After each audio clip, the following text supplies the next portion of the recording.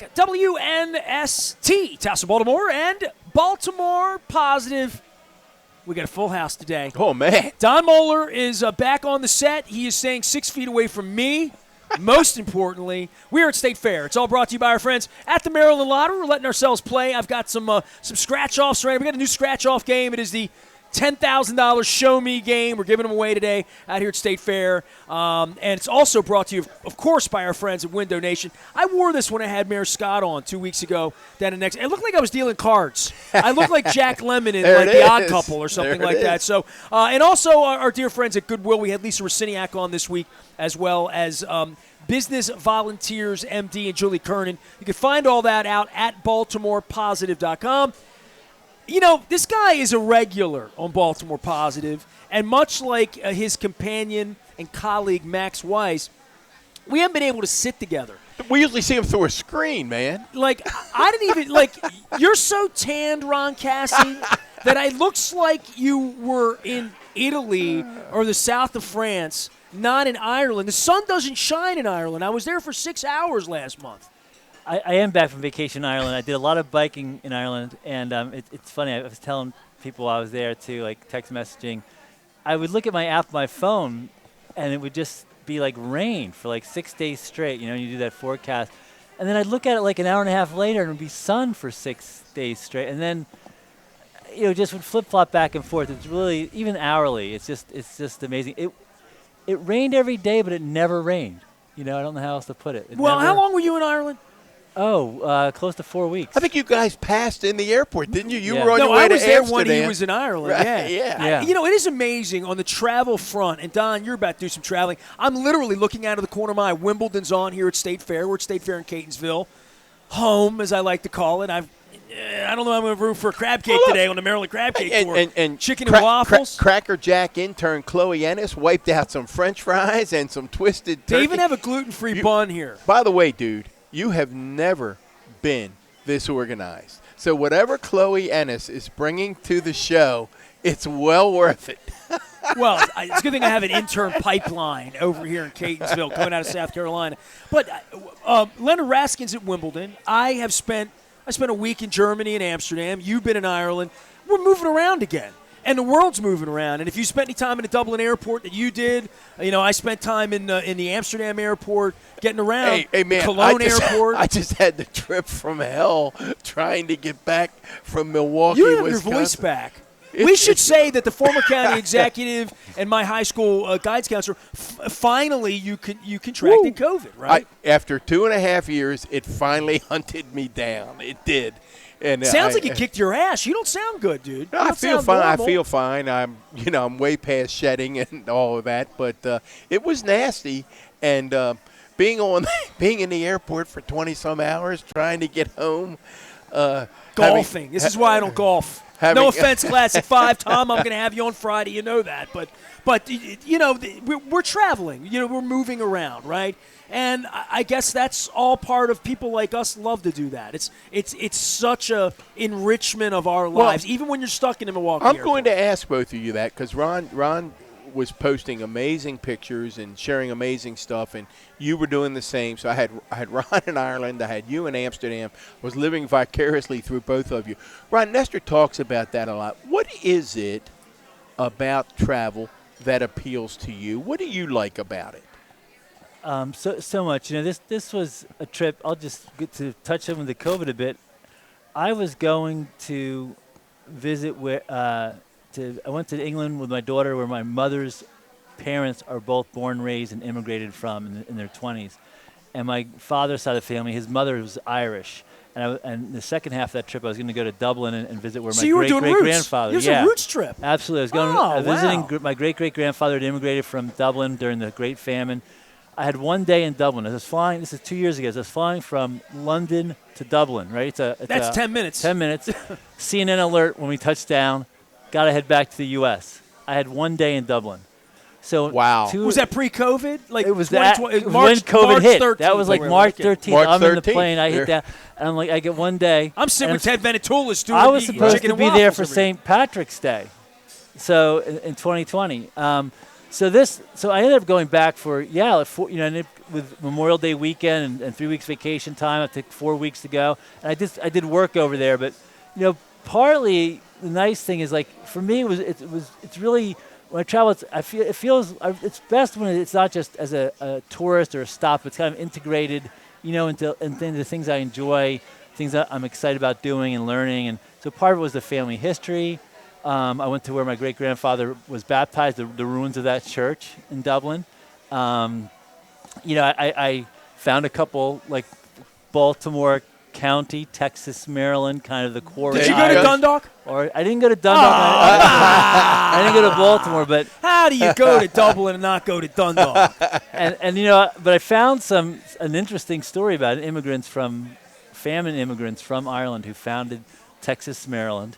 Right now, it's just a part of Cockeysville. It doesn't exist anymore. That's right. Texas, Maryland. Texas landfill. Who pulled all the quarry out? Our stoops, Washington Monument, St. Patrick's. I'm riding my bike from Dublin to Galway, and there's these little monuments, these bronze shoes, memorials to immigrate there to memorialize their walk from the land that they were pushed off of, literally by English landlords in 1843. They walked the canal all the way to Dublin, hoping to get a ship to Liverpool to the U.S. And, these were called coffin ships. People would die of starvation during the Great Famine on the way to Baltimore. But in Texas, Maryland, they arrived 1843. The NCR Railroad's just been built. Right. The quarries just opened up. And they became known as the Quarry Irish. And some of these folks are buried at St. Joseph's Parish Church. So Texas, Maryland was founded by Irish. By Irish, because the name comes from, it ceased to be Texas, Maryland kind of about 1950. They lost their post office. But it was named Texas, Maryland because even earlier Irish immigrants had actually joined the U.S. Army to fight in the Spanish or the Mexican-American War. And when they were known as like the Green Army in literally fighting in Texas against the Mexican army. And so they came back in honor of that service. They named it Texas, Maryland. That's the story, at least, as best as we could discern. All right. Well, the historian, Ron Cassie, Baltimore Magazine. So the travel's a lot of fun because, you learn so much along the way, as well as, for me, as well as getting to, disassociate yourself from where you're all entangled in your day-to-day life. It's my thing. And the journey's never like, I went to see the Rolling Stones. Yeah. And Mick got COVID 2 hours before the show, and there was no show, right? That was not the purpose of being there. The purpose is the man who saved my wife's life lives in Germany, and we wanted to spend time with him. Yeah. So it's fine, but it's even funnier when things go wrong. When you get trapped in the Ireland airport and Niels has to drive from Germany over to Amsterdam to get you. Otherwise, you're not going to wind up in Germany until 2 in the morning on a train. So, like, all of these, the things that go wrong, the mishaps. He's texting me. Now, you were sick, but he's bitching. He's in the airport and it's all this. I said, get a book. You find a comfortable seat. Charge your phone. Write your book. Write a blog. Take a nap. Get a massage. Get your feet rubbed. Do something. There's a million things you can do. Not in the Milwaukee airport. Get some cheese. To build on your point, you can't experience the kindness of strangers, right? Like, unless you get lost, unless you get into some trouble while you're traveling. Well, that's what that comes from. My thing with Dundalk, Ireland, was we went over to see U2 in Dublin, and of course, I want to do that. So we see U2 in Croke Park. My wife was just getting better, and we were scouting England for the Wembley trip. So it was in 2017, and we went over, and I'm like, I know there's a Dundalk, Ireland. I mean, I'm not stupid. Right. I wonder where it is. I looked it up. It's from here to Westminster. You know what I mean? It's 40 minutes, kind of, sort of, on a road, wrong side of the road, wrong side of the car, the whole deal. And I'm like, I'm going to go there. And I Googled it to find out a little bit about it. It was a Sunday roast, very proper in Ireland. And I found an Irish tavern online. It was called McGo's. And I'm like, my father's name was McGurgan. And I'm like, close enough, so we'll go there. We went there. You ask why I travel? Because you have an experience you talk about the rest of your life. Well, I'll probably never go back to Dundalk, Ireland, but I sat at that bar and met everybody. I met a man who was so nice to us. He was so impressed we were from the Dundalk, Maryland, because he had heard about it, that he took my address and sent me a box of Dundalk stuff. The Dundalk shirt that I usually wear to the Heritage Fair isn't from Dundalk, Maryland. It's this guy that sent me a shirt from Ireland that said, it's a Dundalk thing. You wouldn't understand. That's from unbelievable. there you go. See, that's Sorry it. about But you always say, before we switch to some of the things that Ron's been writing about, I always give you credit for this concept, and I want to see if Ron agrees, particularly as a writer. You said to me, I don't know, Nestor, maybe 10 years ago, you said, I don't remember. I don't even know what I said to you him. This is the said- best part. you I got said- popcorn, too. you said, I learn an awful lot about someone when I meet a new person and we get talking, and I say to them, do you have a passport? Oh, Chloe. Why, she's heard that? You Chloe. said that? The thing I told her, Chloe's my intern, and you want to give a plug to Chloe and her dad. And I mean, the Ennis family, one of the great families, right? In Baltimore and Southern Maryland, and they've been around forever, and dear friends of mine. But I'm just watching, as I said earlier, Chloe bring some order to this ship, which is good. But what are you saying about Chloe passport? and I spent an inordinate amount of time together the last month or two since she's been back. And the thing I said to her, forget everything else you'll learn this summer, your credits, your sports marketing, this, that. You're getting a passport. Right. I've told her she's getting a passport. And that's going to be my parting gift to you, that every time you don't get them stamped anymore. It sucks. They don't stamp you the way they used to. But it does speak. You know? Do you agree with that premise, Ron, that it does speak to some part of intellectual? Now, we're assuming we recognize that the three of us are fortunate in the sense that at this point in our lives, Blessed. we do have the resources to be able to go and experience some of these things. So there are folks who would like to that couldn't. But I'm saying it's we've worth it all when you known- do. It's worth it when you do. We've all known people, I certainly have, who have said to me, I'm not going anywhere. I mean, I've known people who say that Lots to me. of people. I'm not going anywhere. I have no interest. And speaks volumes, I think, about curiosity. Right, Ryan? Yeah, and I think, I wish I'd traveled more when I was young. Reverend Alvin Hathaway, who's rehabbing the Thurgood Marshall Elementary School, told me a story that when he was a young man and he had been fired from a job or two, and he was still in his early 20s, one of his mentors told him Greyhound was offering this, all-inclusive, for $50 you can ride on the bus all across summer. the country, back and forth, It's all just the way a around. summer rail wow. pass, summer pass. It was back, Wow. in the 70s, right? Oh, So right. he did the whole thing.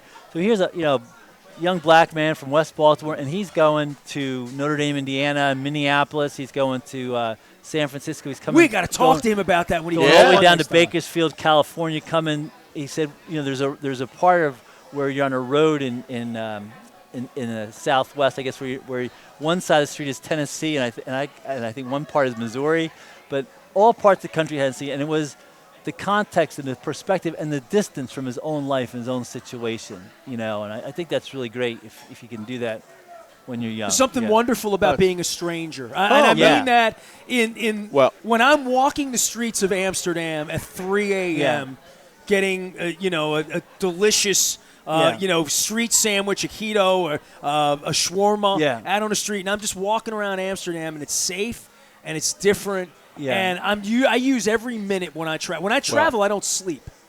I don't sleep much. Literally, I sleep a little bit, but I'm amped wherever I am to see and experience as much as I can. Well, the last travel story, and we then have We're to gonna travel move back to West Baltimore, do the wire. We're going to move. We're going to move on to the wire, and it's 20-year anniversary. The last travel story goes to what you're talking about, the joy of the unexpected per se. We were traveling through France, up and down the countryside, and in lots of places in France they speak English. Now, my wife happens to be pretty fluent in French, having been a French teacher, so we're good either way. But we ended up in this little village, and when I say little village, I mean little village, a couple of homes, and yet there was this sort of bakery delicatessen, for what I would call it. They wouldn't call it a delicatessen, sandwich shop.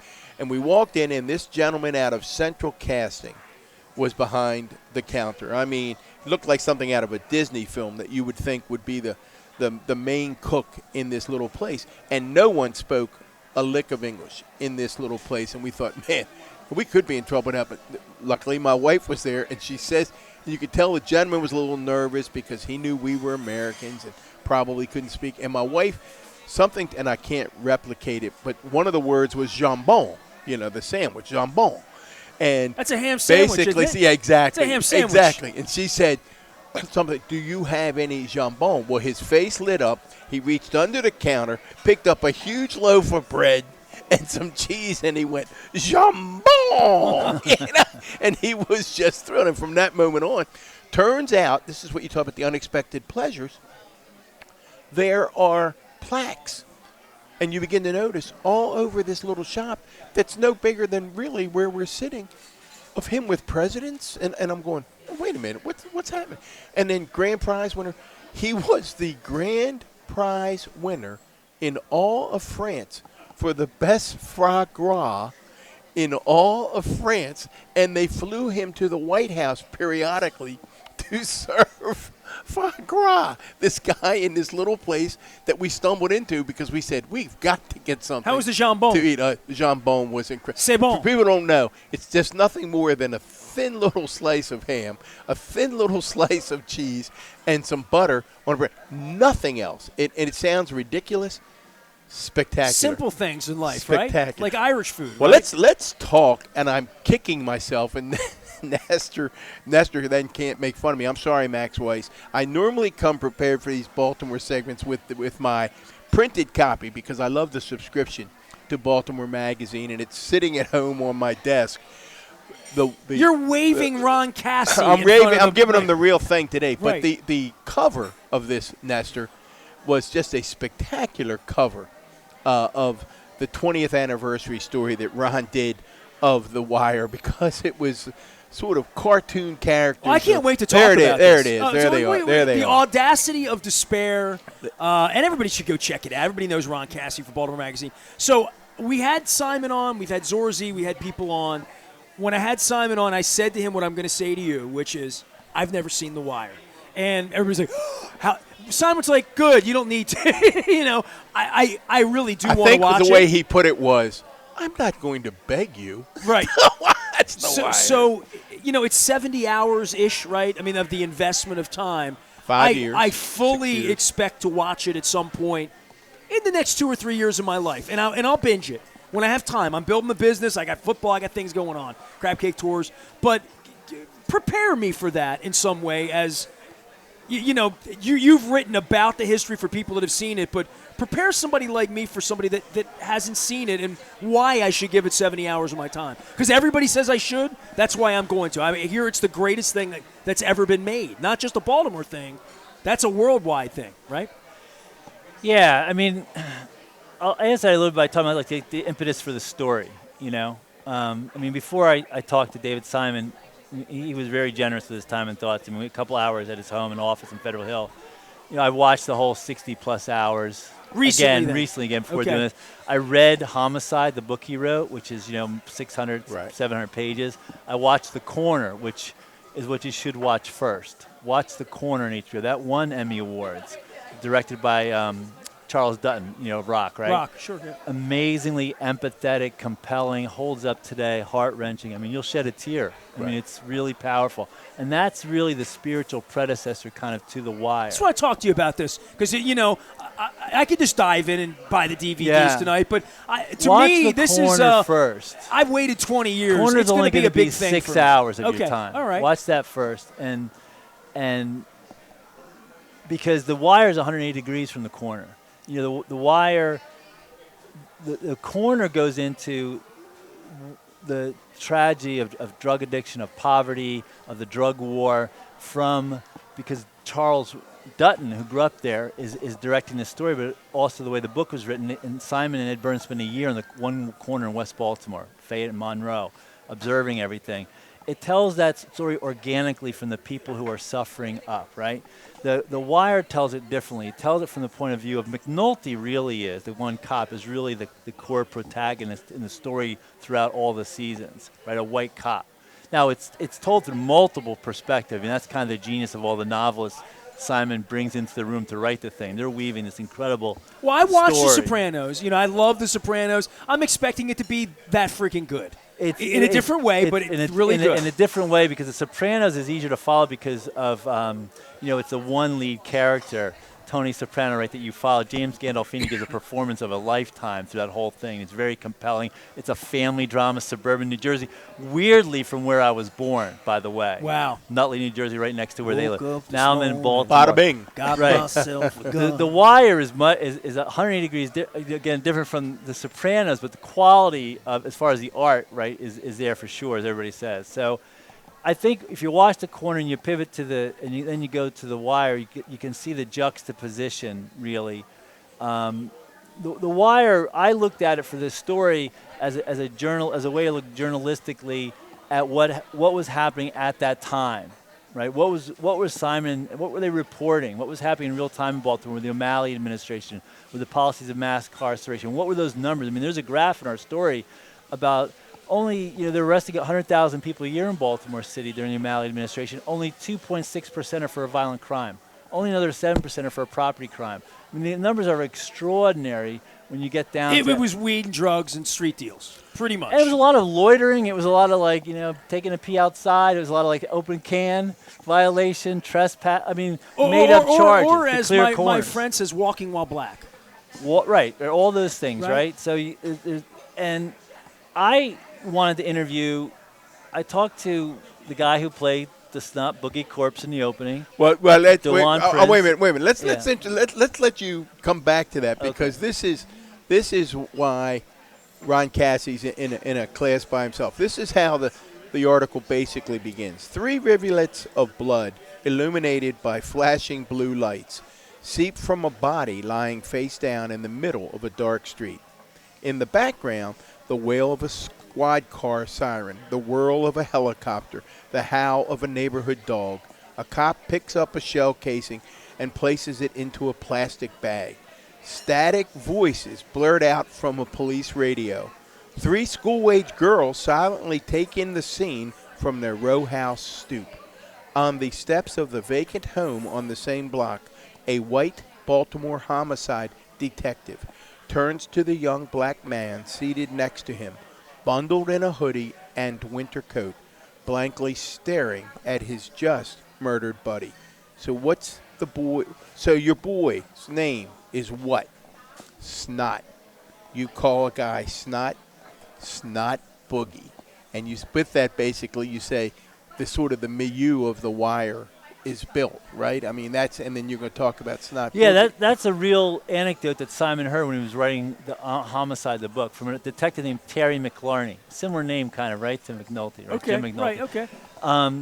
But I talked to DeJuan Prince, who basically played the Snot Boogie's course. He was like a teenager at the time, from West Baltimore, a young black guy. And I talked to Kamal Bostic Smith, a young actor, an activist community leader today in Philadelphia, who was talking to Jimmy McNulty in that story. So I talked to Trey Cheney, who's from PG County, who played Poot in the series, a really identifiable character. And I wanted to talk to some of these younger black guys who were teenagers at the time or early 20s about their experiences filming it, what they thought it depicted, and what they thought reflecting on it 20 years later, And it was, DeJuan Prince, who became a wardrobe and costume assistant as his career in television and film, said, look different. I mean, at the time, he just thought, yeah, this is true. This stuff happens. Friends get murdered over dumb stuff like this. There's not always a reason why. And 20 years later, he realizes, the thing is, only some people pay that ultimate price. Politicians, lawyers, cops, their careers continue, their lives continue. And, Simon, there's this line that Kamal Bostic Smith's character says about to Jimmy McNulty about it, and it's said to Terry McLarney in real life, this is America, man. And that's what, Simon is saying, that this the audacity of despair, right? That's the playoff of, and that's his line, the playoff Obama's the audacity of hope, right? And these young guys experience it and contextualize it, and in a sense, making The Wire for them, I think, was a learning process, and they're able to reflect. So we try to do that in the story, is to reflect what's changed since The Wire, what it depicted, as well as, it's complicated in Baltimore. I mean, I'll just tie this briefly to Ireland. I met an Irish priest there when he learned I was from Baltimore, asked me about The Wire. this is just a couple You weeks said it ago. happens all the time. Right. Anywhere I go, people ask me about The Wire, but specifically in Europe. Yeah. It was a huge. in the Europe, UK, it's a right. huge and show. this was an Irish, 73-year-old Irish Europe. priest, knew of Baltimore because of The Wire. But And that's what they think all of America is, to some degree, or American cities. well, right? while I was there, the gun violence certainly, in Texas and everything, was getting a lot of attention, a lot of just, incredulous reaction in the news media there, certainly. And it's If you talk to anyone from another place, Yeah. they say to you, "What's wrong with you people?" And that Yeah. happened to me. And you said no. it would. It just it's matter of fact. Yeah, Yeah. always happens. If you're American and they're not, they want to know why we live in a violent place. What did this priest want to know about The Wire? Or did he just simply comment, "Oh, you're from Baltimore, The Wire"? it had come up because of it began a conversation about life in Dublin and Ireland versus the U.S. because he's traveled a lot. He worked in the U.S. He worked in the U.K. He worked in Mozambique.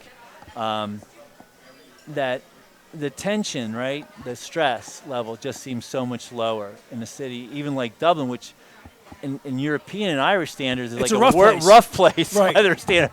Only place worse is Glasgow. Right. There's only there's 40 murders in the entire country of Ireland a year, and so the one is the fact that, and this is one of the issues I'm kind of obsessed about, but like public transportation, the movement of goods and people is so easy because of the Train. Don't you see train, that in Amsterdam? bus, walking, bicycle, like it's all so integrated and Amazing. It's easy an and cheap. amazing thing Amazing. when I'm on a New York subway thinking about in this country how our forefathers, our grandparents' got that done. Politically, from just a structural building tunnels underneath Yeah. of this city, that we could do that 150 years ago. We could never do that. You'd never get a buy-in on that. And that's why when I was in Cologne last month, Cologne got bombed. It's Germany, right? Everything's sort of built after 1940. The one thing they did was they have an incredible rail system. Like, I looked up at it. I'm like, Cologne's not that big a place. It's like a Baltimore kind of 1 But million. and even the rail is one thing because I only rented a bike. I didn't drive anywhere, right? So I was on a bus or train or a bike. I mean, I biked from Waterford to Cork and did the Frederick Douglass walking trail in Cork. There's an abolitionist walking Cork's trail. like a long Really? way. Cork. It's a long way. There's a Cork's a Frederick long way Douglass from Trail Dublin. in Cork? Yeah, Frederick Douglass, after his book was published, his life was in danger, right? They suggested he go to the UK, friends in Massachusetts. Wow. And he goes to Dublin. He's so popular in Irish because the Irish are fighting for independence as Sure. well, right? They're subjugated by the British. He spends like 40 days in Ireland, and there's a Frederick Douglass abolitionist walking trail in Cork about where he gave all the speeches and his experience there. But yes, I was True historian. I think you're the history teacher here. Why is he teaching me I mean, history? you try to learn something every So day. I had written about this for the magazine, but now I have pictures of the thing and a personal experience that hopefully I'll be writing about. But I just walking and a bike, getting around, a city like Dublin every day.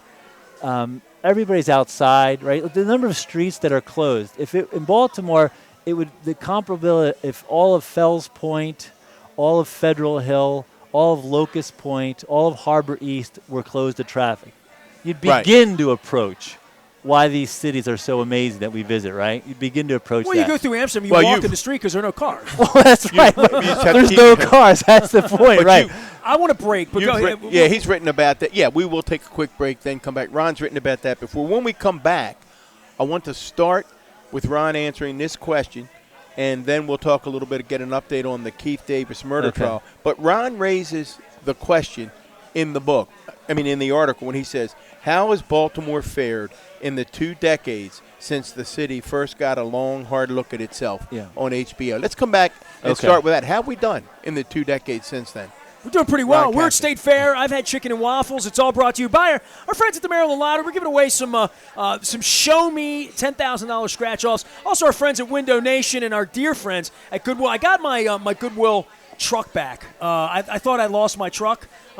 My spring cleaning has gone well. We're sending the truck over to take it off to Goodwill. You can find Lisa Rosiniak this week out at Baltimore Positive as well. I am Nestor. We're with Ron Cassie from Baltimore Magazine. Don Moeller is here. He's not waving the Baltimore Magazine. He's waving Ron the real Cassie. thing. So we're going to talk some Wire. We're going to come back and continue on about all things Ireland and the 4th of July. I'm Nestor. We are WNST AM 1570. Stay with us. We're at State Fair.